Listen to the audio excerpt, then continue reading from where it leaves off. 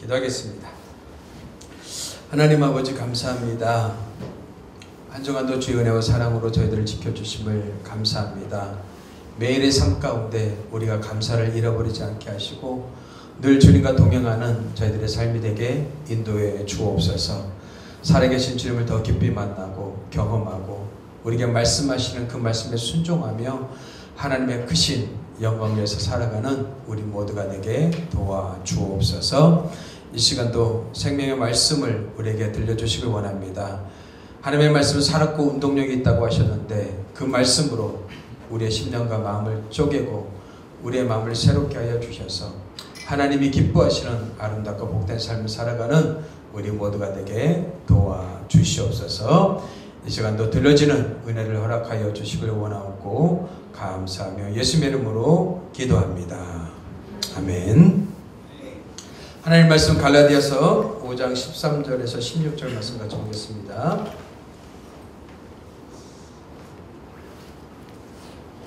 갈라디아서 5장 13절에서 16절 말씀 우리 같이 한 목소리로 읽겠습니다.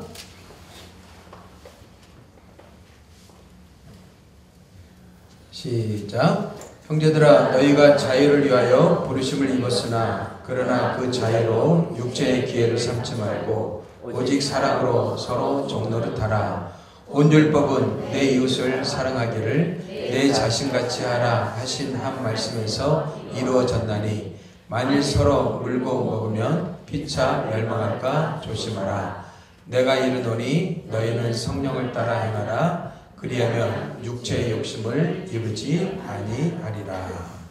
아멘. 자유를 위해 부름받은 사람들이란 제목으로 같이 말씀을 나누겠습니다.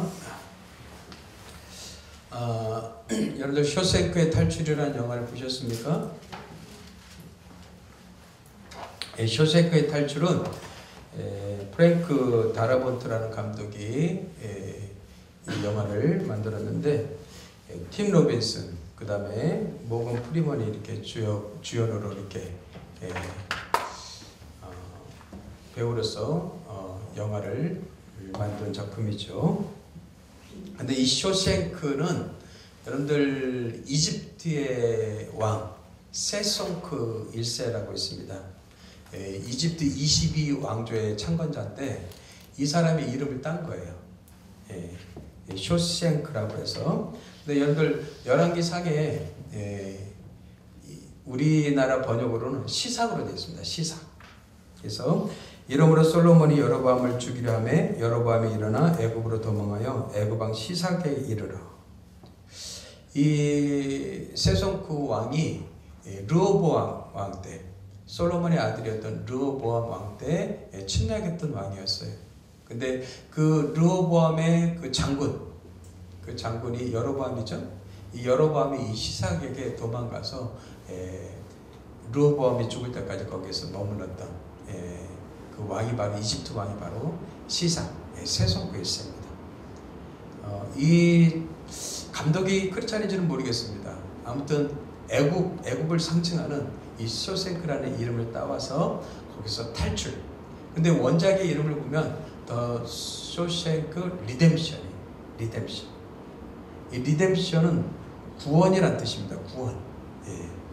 그래서 쇼생크 구원이란 뜻이에요. 어쩌면 이런 작품을 통해서 성경에서 말하려고 하는 그런 어떤 의미를 담고 있는지 모르겠습니다. 저는 아주 굉장히 감동적으로 봤던 영화였습니다. 못 보신 분 있으면 꼭 한번 보셨으면 좋겠습니다. 아무튼 여기 주인공 팀 로빈슨이 앤디라는 주역을 맡고 있는데 이 앤디라는 그 주인공은 촉망받는 아주 유망한 은행 부지점장이었습니다. 그런데 그의 아내가 바람이 났어요. 그래서 그 아내와 그 다음에 내연남을 죽이려고 권총을 이렇게 준비합니다. 그러다가 이제 죽이지 못하고 총을 내려놓게 되는데 술에 잔뜩 취하게 돼요. 근데 그 다음날 이제 깨어서 보니까는 자기가 살인범으로 이렇게 몰리게 되었어요. 근데 이제 후에 시간이 지나서 이제 알게 되는데 어떤 잡범이 도둑질하다가 두 사람을 죽이게 되었는데 억울하게 그는 종신형을 받고 이 쇼생크 감옥에 갇히게 됩니다. 이 쇼생크 감옥은 굉장히 부패하고 폭력적이고 절망적인 상황에 놓여 있는 사람들, 도저히 희망이 없는 그 감옥이 바로 쇼생크 감옥이었어요. 거기에 들어간 사람들은 거의 종신형 아니면은 오래도록 감옥에 있어야 될만 하는 사람들이었습니다.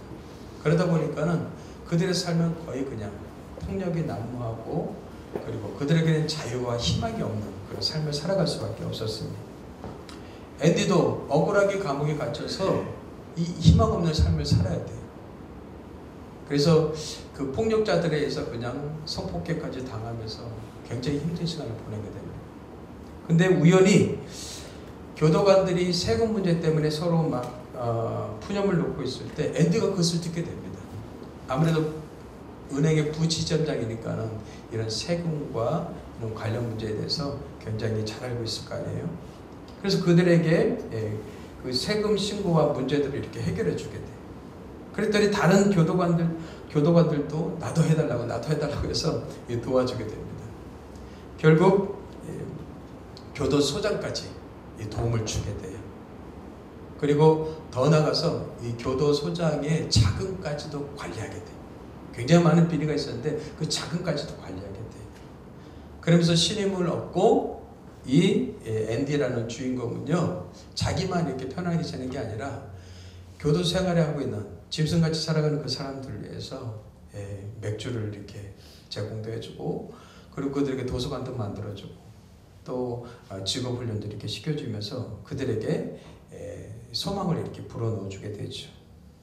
하지만 이 감옥에서 나가고 싶지만 나갈 수 없었어요. 그리고 이 교도소장은 이 앤디를 계속 이용하기 위해서 그를 붙잡아둡니다. 나중에 이제 뒤늦게 이제 젊은 죄수가 들어오게 되는데 이 젊은 죄수를 통해서 자기가 살인범이 아니라는 사실을 알게 되고 범인이 누구라는 사실을 알게 돼요. 그래서 이제 교도소장한테 얘기하는데 교도소장이 그 젊은 사람을 살해하고 말아요. 탈출의 명목으로 그 살해하고 맙니다. 왜냐하면 앤디를 붙잡아두기 위해서. 이렇게 세상은 그렇습니다. 자기의 욕망과 탐욕과 욕심을 위해서 살아가는 세상이죠. 어쩌면 세상이라는 그 틀, 감옥에 우리는 갇혀서 우리 세상의 방식대로만 살아갈 수밖에 없는 그런 존재들이에요. 그래서 힘 있는 자가 힘 없는 자를 약탈하고 짓밟고 차별하고, 그러다 보니까 세상 사람들은 어떻게든지 힘을 얻고 물질을 얻고 권력을 얻어서 높아지려고 하는 그런 세상 가운데 살아가고 있다는 것이죠. 50년을 보낸 죄수가 있었습니다. 한 노인이 가석방으로 추록을 하게 됩니다. 근데 한 슈퍼마켓에서 일하고 지내는데 이 노인이 스스로 목을 메고서 자살을 해요. 근데 그 소식이 감옥에 들려졌어요. 근데 앤디와 이렇게 주인공으로 나오는 레드라는 그 주인공이 있어요. 여러분들 모건 프리먼 흑인 그 배우 아시죠? 모건 프리먼이 이게 그 역할을 감당하고 있는데 그 모건 프리먼이 그런 얘기를 합니다. 너희가 볼 때 저 담이 장애물로 보이지? 그러나 시간이 지나면 저걸 의지하게 돼.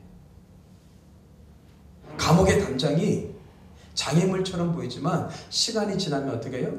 그걸 의지하게 된다는 거예요.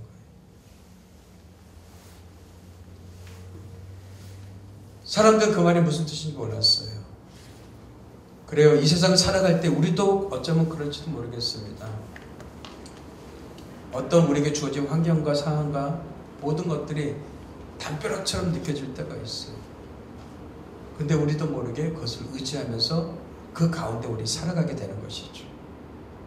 우리가 어떤 존재인지, 어떤 사람인지, 어떤 정체성을 가지고 살아야 되는지 전혀 생각하지 않고 그냥 주어진 환경 속에서, 주어진 상황 속에서 그냥 살아가는 거예요.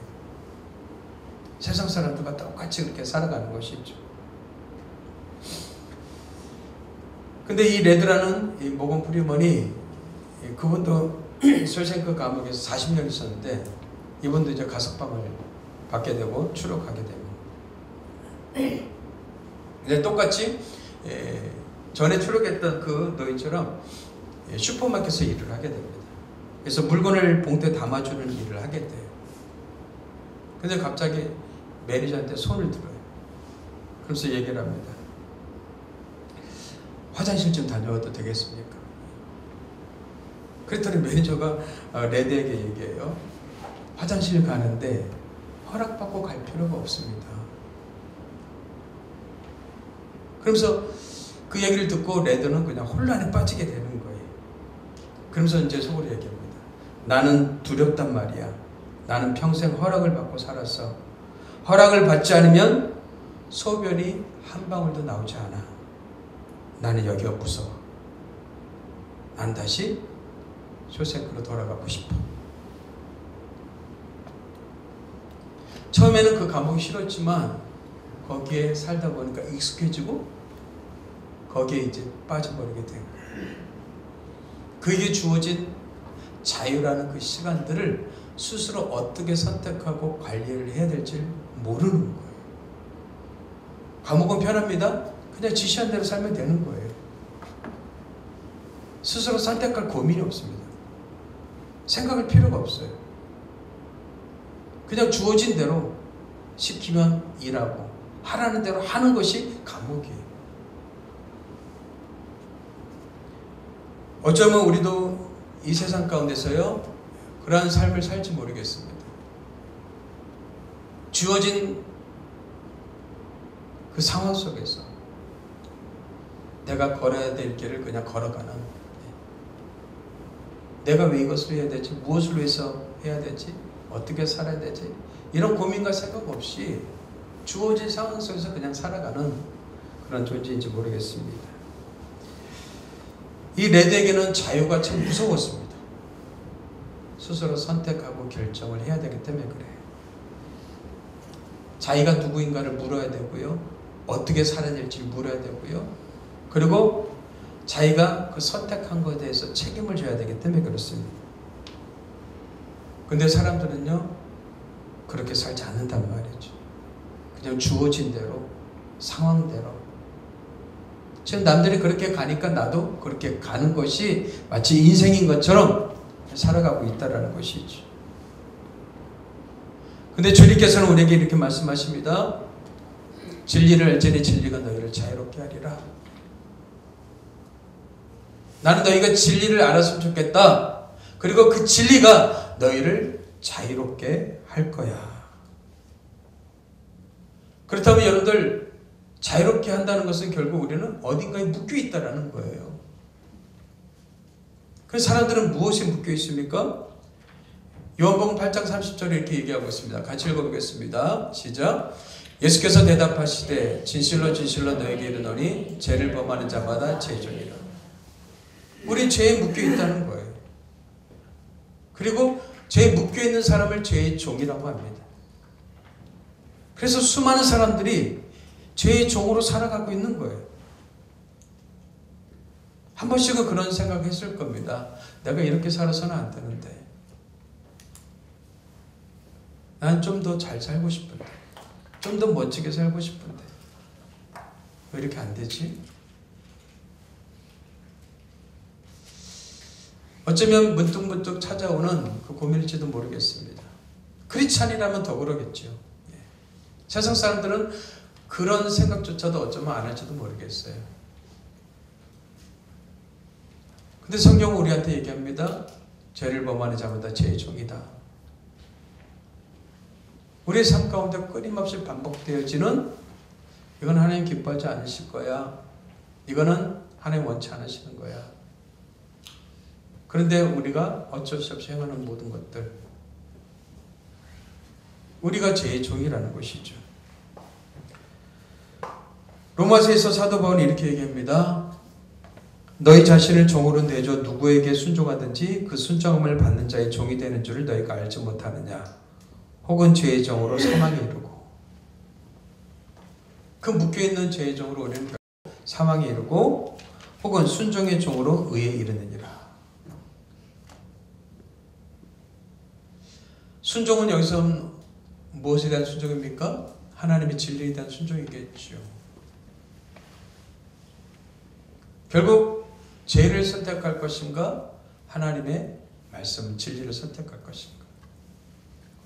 자연에게 주어진 게 무엇입니까? 선택이. 하나님은 최초 인간에게 자유의지를 주셨어요. 우리를 하나님이 인간으로 만드시지 않으셨습니다. 그리고 그에게 딱 한 가지 법을 주셨어요. 선악을 알게 하는 나무의 열매를 먹지 말라. 먹으면 죽으리라. 선악과는요, 굉장히 많은 의미를 담고 있습니다. 선악과 하나만 가지고도요, 한 설교 30편을 할 수 있어요. 그 선악과의 대표적인 의미가 무엇이에요? 내가 하나님이야. 너한테 자유의지를 줬다고 해서 네가 하나님인 것으로 착각하지 말라는 거예요. 너는 피조물이야. 내가 하나님이야. 근데 사단은 속이죠?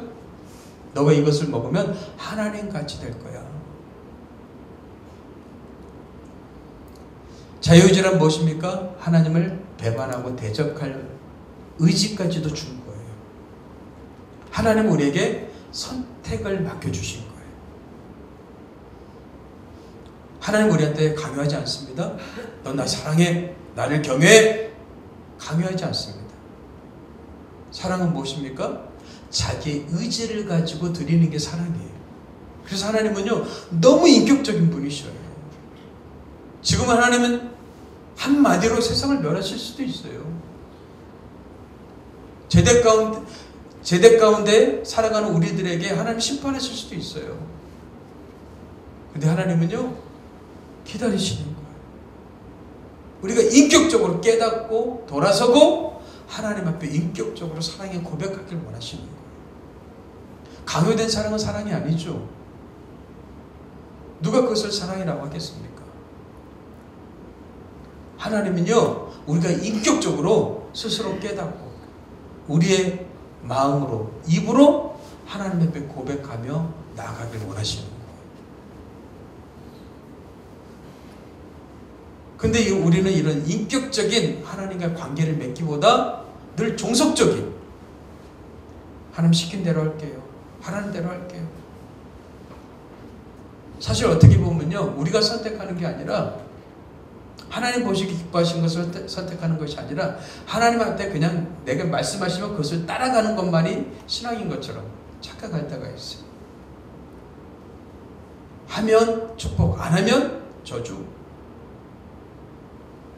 그래서 여러분들 종교는요, 사람에게 두려움을 불러일으키는 겁니다.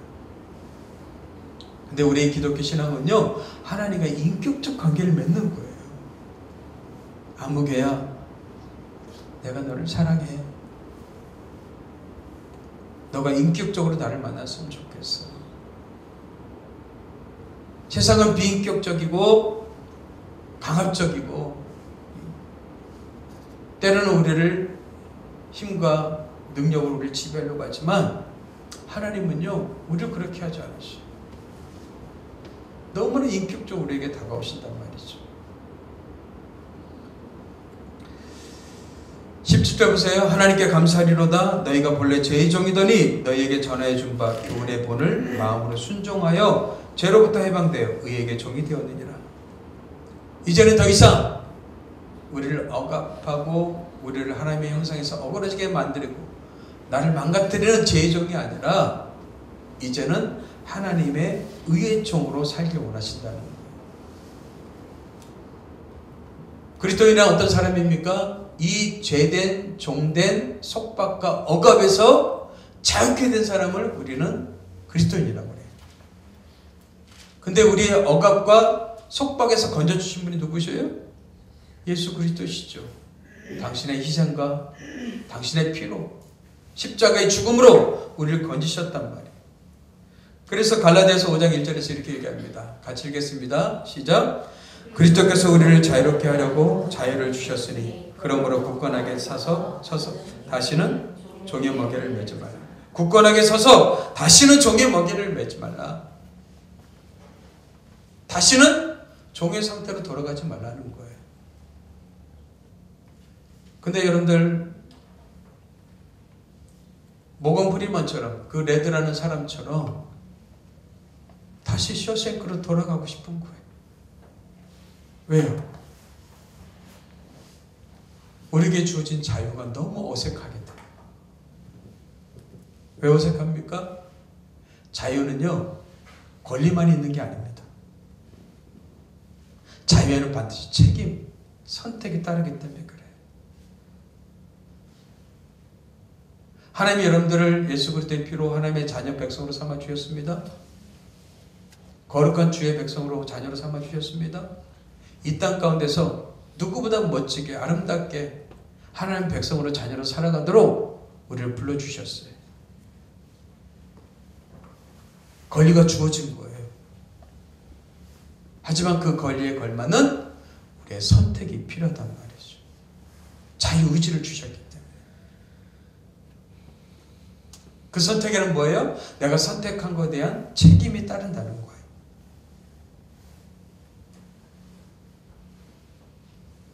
근데 내가 책임지고 싶지 않은 거예요. 저희 자녀들한테 그렇게 얘기합니다. 우리 특히 첫째, 둘째, 딸애들에게 얘기해요. 남자를 만날 때 어떤 남자를 만나야 될 것인가? 책임감 있는 사람을 좀 만나라. 책임감 있는 사람. 물론 첫 번째는 신앙이고, 두 번째 인격과 성품을 볼 때 책임감 있는 사람을 만나라. 책임감이 있다는 건 뭐예요? 자기가 그것을 선택하고 그것을 책임지고 자기가 그것을 감당하겠다는 거예요. 근데 수많은 사람들은 책임지려고 하지 않습니다. 리더란 어떤 사람이라고 그랬어요? 책임지는 사람이라고 그랬어요. 부모는 어떤 존재입니까? 자녀들한테 책임지는 존재예요. 그런데 많은 사람들이 책임지지 않습니다. 왜요? 그것이 무겁게 느껴지기 때문에 그래요. 그래서 책임을 회피하는 거예요. 책임을 회피하면 나타나는 게 무엇입니까? 책임을 전가하게 되고요. 변명하고 자기를 위해서는 변명하고 합리화시키고요. 남을 향해서는 어떻게 해요? 비난하고 정죄하는 것이죠. 이게 죄를 지은 인간 아담과 하와에게 나타난 특징들이었어. 근데 우리도 그런 모습이 있단 말이죠. 내가 책임지는 것이 아니라 우리는 환경을 탓하고 상황을 탓하고 사람을 탓하고 자기를 향해서는 변명을 해요. 그런 가운데 여러분들 스스로에게 자기 연민에 빠지게 돼요. 여러분들 자기 연민에 빠지게 되면 어떻게 되는지 아세요? 하나님이 기뻐하시는 선택을 할 수 없게 된단 말이죠. 인간의 뇌는요, 보상회로가 있다고 합니다. 이 보상회로가 도파민이라는 신경 물질에 의해서 움직인대요. 그래서 자기가 좋아하는 것을 찾아간다는 거예요. 그래서 여러분들 죄된 그 모습이 왜 사람들이 죄를 짓습니까? 그것이 나한테 즐거움을 주기 때문에, 기쁨을 주기 때문에, 쾌락을 주기 때문에. 그러다 보니까 자기 연민에 빠지고 자기가 무너지니까 결국 뭘 쫓아가요? 나한테 즐거움과 쾌락을 주는 거기를 따라가게 된단 말이죠. 그래서 사람들이 잘못된 습관, 못된 습관에서 벗어나지 못하는 거예요. 아닌 줄 알면서도 또 그 길로 또 가는 것이죠. 저는 여러분들이 하나님을 섬기는 기쁨이 있게 되길 주를 축복합니다. 말씀 묵상하는 기쁨이 있게 되길 바랍니다. 기도하는 기쁨이 있게 되길 바랍니다. 하나님은 거룩한 기쁨을 주셨어요. 이 거룩한 기쁨이 여러분들 습관이 돼야 돼요. 습관으로 형성되지 않으면 우리는 육체적 기쁨, 육체적 쾌락을 또 따라가게 돼 있단 말이에요. 하나님 우리에게 자유를 주셨습니다. 이 자유를 어떻게 사용할 것인가. 오늘 말씀에서 두 가지를 얘기하고 있어요. 자유를 어떻게 사용할 것인가. 오늘 말씀 보니까 첫 번째, 육체의 기회를 위해서 사용한다는 거예요. 우리에게 주신 자유를 육체의 기회를 위해서 사용하는 사람. 그럼 결국 세상 사람과 똑같이 다시 돌아가는 거예요. 이 신경학적으로 보면 어떻게 해요? 다시 그것들이 내게 기쁨을 주는 쾌락, 정욕, 욕심, 탐욕, 여러 가지 것들, 그것을 다시 돌아간다는 거예요. 오늘 세상이 그렇죠. 오늘날 세상은요, 우리한테 하나님의 기쁨을 대체하는 대용품들이 너무나 많습니다. 우리가 많이 보는 유튜브, 쇼츠 있죠, 쇼츠. 한번 보기 시작하면 계속 보게. 그만 봐야지 않는데 계속 보게. 게임. 틈만 나면 그냥 게임하는 거예요. 우리 현명군이 휴가 나왔잖아요. 군대 가 이거 휴대폰을 걷어야 되는데 휴대폰을 아침에 맡겨주고 저녁이거든. 현민이랑 이런저런 얘기하면서 이제 군대 있을 동안 책 100권만 읽고 나와라. 어떻게 그렇게 많이 읽어? 50권만 읽고 50권만. 근데 나와갖고 이제 친구들 만나고 뭐 다 만나고 틈나면 또 게임하고. 왜요? 그게 기쁨을 주니까 거기에 빠져버리는 거예요. 옛날 군대에서는 진짜 뭐 상상도 할 수도 없는 그런 상황이잖아요. 2년 동안 게임을 딱 끊어버리면 그 중독된, 도파민에 중독된 것이 딱 끊어져 버릴 텐데, 여러분들 사람 습관을 바꾸는 게 여러분들 왜 그래요? 얼마나 걸린다고 그래요? 사는 습관은요? 3주. 21일입니다. 21일만 끊어버리면 그게 조금 덜 생각난단 말이에요. 근데 그게 완전히 끊어지는 게 아니에요. 그게 3번 반복돼야 돼요. 그러니까 최소 63일, 2달은 여러분들 반복해야지만 그것을 끊을 수가 있는 거예요. 좋은 습관 들이는 것도 여러분들 얼마나 걸려요? 2달을 걸리는 거예요. 말씀 묵상하고 기도하고 이런 습관도요 2달이 걸려야지 여러분들 내 몸에 배는 거예요. 그러면서 내 안에 좋은 도파민이라는 호르몬이 나오기 시작한단 말이에요. 그래서 그걸 하고 싶은 거예요. 추구하고 싶고 따라가고 싶은 거예요. 근데 우리가 예수를 믿어도 어떻게 해요?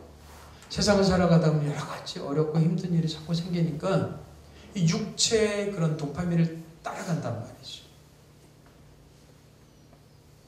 그 보상 심리가 생겨서 그것을 또 어떻게 해요? 내가 이 정도는 했으니까 이렇게 해야 돼.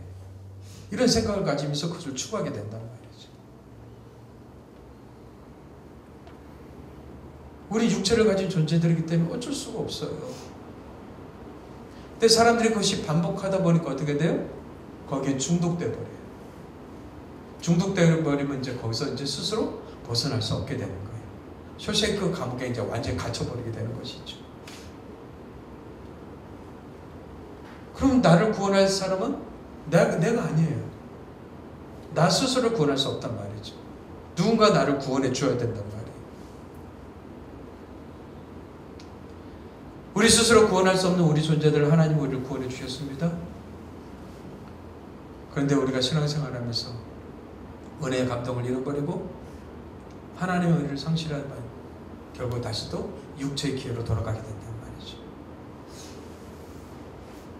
그래서 사도 바울은 얘기합니다.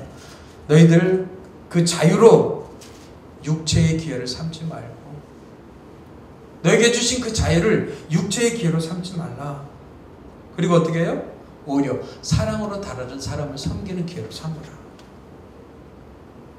하나님의 우리에게 주신 자유는요 우리 자신의 욕망과 탐욕을 위해서 사용하도록 주신 자유가 아니라는 거예요. 하나님 주신 자유는 무엇입니까? 사랑으로 다른 사람을 섬기는 자유라는 거예요. 그러면 여러분들 육체의 기회를 선택할 수도 있고 사랑으로 다른 사람을 섬기는 기회를 선택할 수도 있습니다. 결국 자유란 선택인 거예요.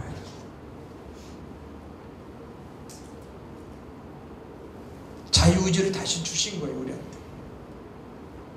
죄의 종으로서 옛날에는 너희가 육체의 기회를 선택하고 살았지만 이제는 사랑으로 다른 사람을 섬기는 그 기회로 삼아라. 너가 누구인지 알아? 너는 하나님의 형상을 닮은 아름다운 소중한 존재야. 너는 주의 백성이야. 주님의 자녀야. 세상 사람들처럼 흥청망청 아무렇게나 욕망과 욕심을 내서 더 많이 가지고 더 높이 올라가려고 하고 다른 사람 짓밟아도 되는 그런 삶을 살아가서는 안 돼. 너는 고귀하고 아름다운 존재야. 생각하면서 살아. 결국 자유인으로 살기 위해서는 어떻게 살아야 돼요? 생각하며 살아야 된다는 거예요. 생각하며 살아. 나는 누구이지? 내가 무엇을 해야 되지? 어떻게 살아야 되지? 어떻게 사는 것이 하나님이 기뻐하시는 삶이지? 먹든지 마시든지 무엇을 하든지 하나님의 영광을 위해 살아가고 있는데 무엇이 하나님의 영광을 위한 것이지? 고민하고 생각하면서 살라는 거예요. 그래서 그리스도인의 삶이 쉽지가 않습니다. 왜요? 고민하고 생각하는 삶이기 때문에.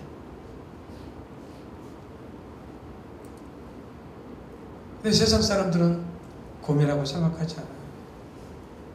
열심히 그냥 돈 벌고 그냥 버는 대로 그냥 흥청망청 재미나게 즐기고 그렇게 살면 되는 거예요. 인생이 무엇인지, 어디서 왔다 어디로 가는 것인지, 무엇을 해야 되는지 그런 거 없어요. 근데 하나님 우리에게 묻습니다. 고민하며 생각하며 살고 있니? 너는 누구니? 무엇을 위해서 존재하니? 어떻게 살아야 되니? 치열하게 고민하고 생각하라는 거예요. 그렇지 않으면 다시 우리는 짐승처럼 우리에게 주어진 자유를 육체의 기회로 삼게 된다는 것이죠. 그런데 내가 누구인가를 알고 내가 어떤 존재인가를 알게 되면 이제 하나님의 율법과 말씀에 순종하며 살아가게 된다는 거예요. 그래서 그 뒤에 나오는 말씀이 갈라디아서 5장 14절 말씀이에요. 온 율법은 내 이웃 사랑하기를 내 자신같이 하라 하신 한 말씀에서 이루어졌나니. 그래서 사도 바울 로마서 13장 10절에서 이렇게 얘기합니다. 같이 읽어보겠습니다. 시작. 사랑은 이웃에게 악을 행하지 아니하나니 그러므로 사랑은 율법의 완성이니라. 이제는 자기만을 위해서, 자기 존재만을 위해서 살았던 사람이 이제 하나님이 기뻐하시는 삶을 선택하며 산다는 겁니다. 내가 생각하며 살아가니까, 내가 어떤 존재인지를 아니까 하나님이 기뻐하시는 삶을 살아간다는 거예요.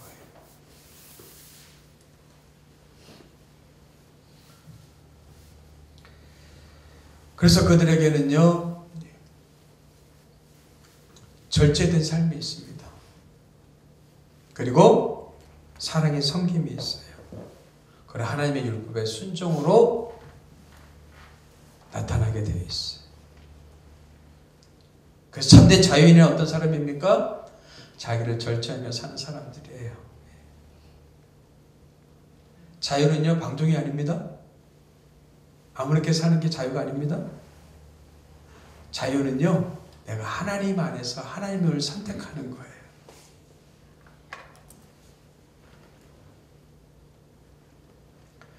물고기는요, 바다 안에 살 때 자유롭습니다. 바다를 넘어가게 되면 자유가 아니라 죽음이죠. 나무는요, 땅에 뿌리가 내려 있을 때 나무인 거죠. 열매를 맺고 푸르름이 있죠. 난 여기가 싫어. 벗어나게 되면 어떻게 돼요? 그 다음부터는 죽음이죠. 사람도 마찬가지입니다. 하나님의 형상을 따라 지음받은 인간은 어떻게 해요? 하나님 안에 있을 때 우리가 진정한 참된 자유함을 누리게 되어 있어요. 근데 난 싫어! 하고 하나님을 떠난 순간 인간에게는 뭐예요? 죽음이 찾아오는 것이죠. 그랬던 우리 존재를 어떻게 해요? 하나님은 다시금 하나님의 자유 안으로 우리를 불러주신 거예요. 그럼 그 자유 안에서 우리는 어떻게 살아갈 것인가? 많은 그리스도인들이 이것에 대해서 고민하고 생각하지 않기 때문에 다시 육체의 기회로 돌아서게 되는 거예요. 세상 사람들처럼 그냥 어떻게든지 돈 벌고 그래서 자녀 키우고 잘 키우려고 하고 남들보다 보란듯이 살게 하고 더 좋은 차, 더 넓은 집 이런 것에 빠져 산다는 것이죠. 그러면서 끊임없이 비교하면서 나는 저 사람보다는 못해. 나는 저 사람보다 못해. 세상 사람들이 다 그렇게 살고 있지 않습니까? 근데 하나님은 우리한테 말씀하십니다. 너희는 그런 존재가 아니야. 쇼생크 감옥에서 이제 탈출되어졌어. 너희는 자유인으로 부름받았어. 이제 자유인으로서 너희들은 어떻게 살아야 될지 질문하고 고민하고 생각해야 돼. 너희 탐욕대로 욕심대로 살아서는 안 돼. 이제는 자기를 절제하고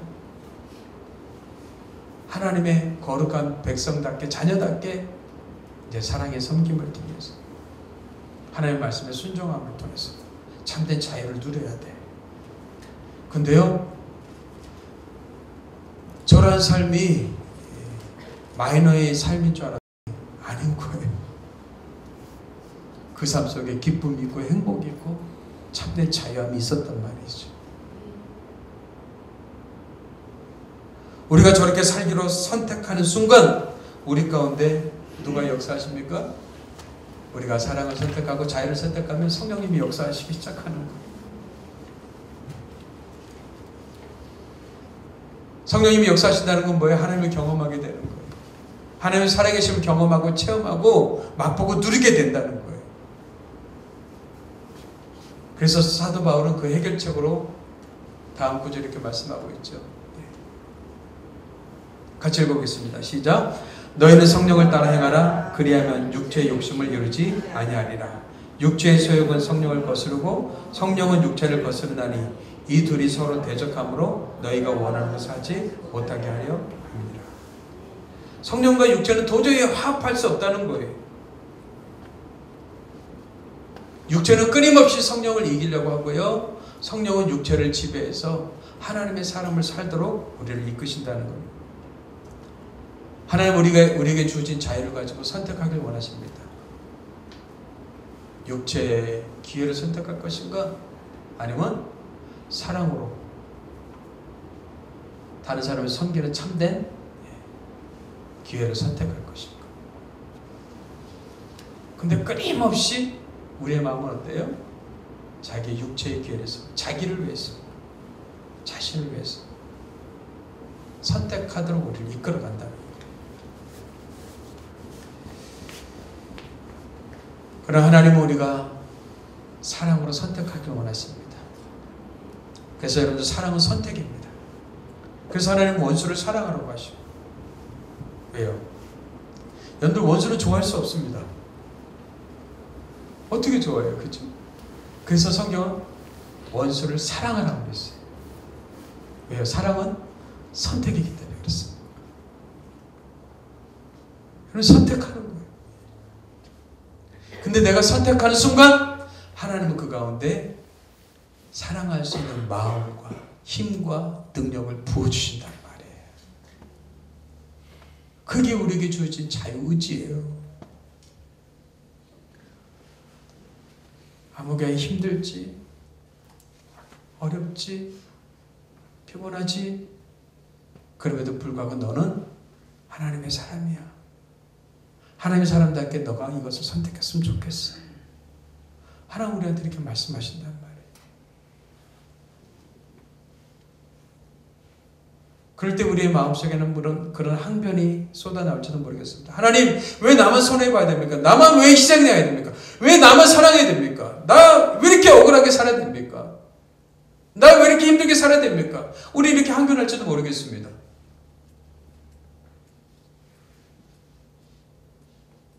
근데 하나님 우리에게 말씀하세요. 내가 너를 사랑하잖아. 너는 내 자녀잖아. 내가 너와 함께 하잖아. 그리고 네가 몸부림치면서 할 수 없는 것을 선택했을 때 내가 너한테 힘을 줄 거야. 지혜를 줄 거야. 능력을 줄 거야. 하나님 우리한테 이렇게 말씀하신단 말이죠. 하나님은 우리에게 주어진 자유를 지혜롭게 잘 사용하기 원하십니다. 근데 많은 사람들이, 많은 그리스도인들이 육체의 기회를 위해서 선택을 해요. 그래서 결국 하나님이 주시는 아름다운 그런 삶을 살아내지 못해요. 결국 우리는 세상과 별반 다르지 않는 모습으로 살게 된단 말이죠. 어쩌면 끊임없이 육체의 소욕은 우리를 넘어뜨리게 할 것이고 우리를 붙잡을 겁니다. 여전히 그것은 반복될 겁니다. 근데 우리가 고민하고 생각하셔야 돼요. 여러분, 하나님은 이스라엘 백성들을요, 바로 그냥 가나안 땅으로 이끌 수 있었어요. 한 달이면 간다고 그랬잖아요. 근데 굳이 그냥 광야로 집어넣으셨어요. 왜요? 광야의 삶은요, 우리를 고민하게 하고 생각하기 때문에 그렇습니다. 그리고 결국 내가 누구인가를 발견하는 것이 광야예요. 그래서 하나님은요, 언제 우리한테 말씀하셔요? 여러분들의 광야를 지날 때 말씀하시는 거예요. 그래서 여러분들 광야라는 단어하고 말씀이라는 단어하고 어원이 같다고 그랬잖아요. 광야 속에서 하나님의 말씀이 들려지는 거예요. 어렵고 힘든 시간을 보내십니까? 하나님의 음성을 들을 수 있는 시간입니다. 하나님을 만날 수 있는 시간입니다. 그리고 여러분들은 한 단계 더 성장하는 시간이 바로 광야입니다. 하나님은요, 한번 택한 크리스찬들을요, 그냥 내버려 두지 않으십니다. 반드시 여러분들을 고민하게 하고 생각하게 하십니다. 그게 바로 우리가 만나는 고난이고 징계예요. 어려움들이에요. 우리가 그런 과정 없다면 바로 그냥 천국으로 데려가시면 되잖아요. 예수 믿고 천국 가면 되잖아요. 근데 이 세상에서 우리가 살도록 하신 이유는 왜 그래요? 이 세상 속에서 그런 과정을 통해서 우리가 성장하고 성숙해 가기 때문에 그래요. 원망하지 마십시오. 불평하지 마십시오. 이스라엘 백성들은요, 이 하나님의 마음을 깨닫지 못하고 광야 가운데서 원망하다가 다 죽었어. 불평하다가 다 죽었어. 오직 갈렙과 여호수아만 가나안 땅에 들어갔어. 훈련되지 않은 거죠. 하나님 주신 자유를 어떻게 해요? 누리지 못한 거예요. 그 자유가 무엇인지도 모른 거예요. 근데 갈렙과 여호수아는 어떻게 했어요? 이 자유가 무엇인지를 알았어요. 그 말씀에 순종했어요. 그리고 그 길을 따라간 거예요. 그리고 그들은 진정한 승리를 맛보게 된 것이죠. 신앙은요, 여러분들 간단치 않습니다. 예수 믿고 축복 받으세요. 여러분들 그렇지 않습니다. 우리 기독교 신앙은요, 가볍지 않습니다. 기독교 신앙은 치열하게 고민하고 생각하며 사는 거예요.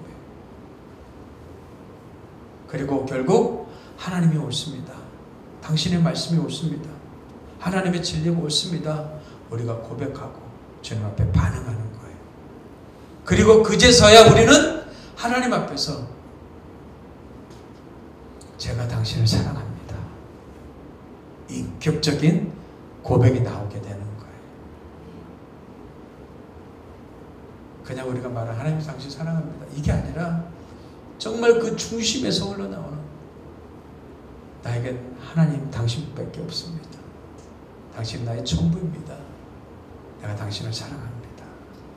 이런 고백이 나오는 거예요. 하나님은 우리가 그렇게 고백되어지도록 끊임없이 지금도 일하시고 계십니다. 이걸 우리는 성경에서 뭐라고 하냐면 하나님의 열심이라고 그래요. 열심. 그래서 여러분들을 훈련시키고 연단시켜 가시는 거예요. 저는 여러분들이 이 훈련의 과정을 잘 감당하게 되길 좀 축복합니다. 23년 벌써 회개를 마감하게 됩니다. 지나간 시간들이 얼마나 빠른지요. 속절없이 흘러갑니다. 그 시간 속에서 여러분들 우리 자신이 어떻게 성장했는지 한번 돌이켜보는 시간 가졌으면 좋겠습니다. 교회력으로는 11월이 마감이지만 12월달 여러분들 한번 하나님 앞에서 깊이 묵상하시면서 우리 자신을 돌아보는 시간을 가졌으면 좋겠습니다. 그래서 세상적으로 2024년을 다 멋지고 아름다운 그런 삶이 되었으면 좋겠습니다. 하나님 보시기에 사랑을 선택하십시오. 육체의 기회로 삼지 마십시오. 하나님이 기뻐하시는 것을 선택하면 하나님 반드시 역사하게 되어 있습니다. 하나님을 경험하고 하나님을 더욱더 사랑하는 저와 여러분 되길 전부 축복합니다. 기도하겠습니다. 하나님 아버지 감사합니다. 예수 그리스도로 말미암아 우리에게 허락하신 놀라우신 하나님의 은혜와 사랑, 그 자유를 우리가 빼앗기거나 잃어버리지 않게 하여 주옵소서. 하나님이 주신 아름다운 그 사랑을 우리가 선택하며 육체의 기회로 삼지 아니하고 오직 하나님을 사랑하는 그것을 선택할 수 있는 지혜로운 하나님의 사람들 되길 원합니다. 그래서 하나님을 더욱더 맛보고 경험하고 누리는 저희들의 믿음과 신앙생활이 될 수 있도록 축복해 주시옵소서. 감사하고 예수님의 이름으로 기도합니다. 아멘.